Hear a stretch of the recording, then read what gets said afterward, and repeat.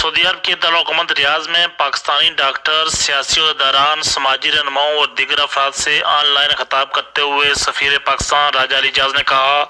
کہ corona virus نے پوری دنیا کے حالات کو تبدیل کیا ہے اور پوری دنیا مشکلات کا شکار ہے۔ ہماری کوشش ہے کہ ایسے تمام پاکستانیوں کو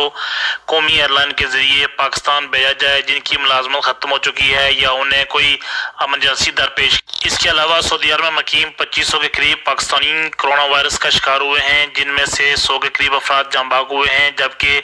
دیگر امراض میں مبتلا پاکستانیوں کی اموات ہوئی ہے۔ تاہم تمام افراد کی میتیں پاکستان منتقل کرنا ممکن نہیں ہے۔ آن لائن کانفرنس میں شریک مختلف شعبہ زندگی سے تعلق رکھنے والے افراد کا کہنا ہے کہ وہ پہلے کی طرح اب بھی سفارتخانہ پاکستان کے ساتھ مل کر ورکرز کو راشن پہنچانے اور دیگر خدمات سر انجام دیتے رہیں گے۔ تاہم حکومت پاکستان کو چاہیے کہ قومی ایئر لائن کی پروازوں کو بڑھائے تاکہ زیادہ سے زیادہ افراد وطن